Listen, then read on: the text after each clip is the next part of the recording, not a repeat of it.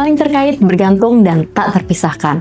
Hak asasi manusia inklusif dan responsif gender sebagai pemenuhan hak-hak sipil dan ekosop. Prinsip dasar HAM adalah universal, saling terkait, saling bergantung, tak terpisahkan, berlaku dimanapun dan untuk siapapun tanpa terkecuali, melekat sejak lahir, tidak dapat dicabut atau dihilangkan. Semua hak ini sama pentingnya dan harus diperlakukan setara. Namun, dalam mewujudkan HAM bagi semua orang, apakah pemerintah kita sudah inklusif, responsif gender, dan melibatkan partisipasi semua kelompok masyarakat?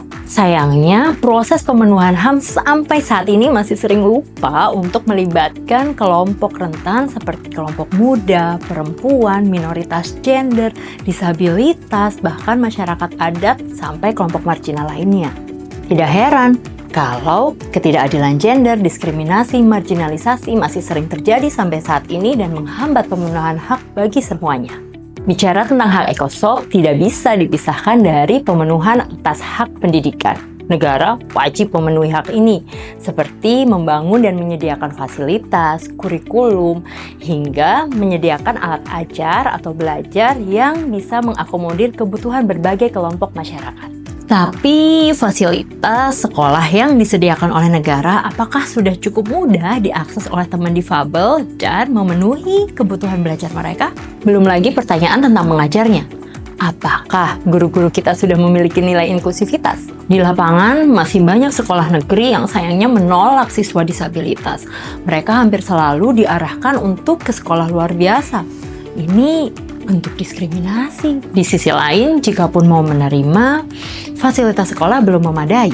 Banyak sekolah kita yang belum punya jalan landai, buku dengan huruf braille, ataupun media ajar audiovisual. PR lainnya, masih banyak guru kita yang belum memiliki kapasitas untuk membimbing siswa disabilitas. Diskriminasi atas akses pendidikan ini tidak hanya dialami oleh kelompok dengan disabilitas loh.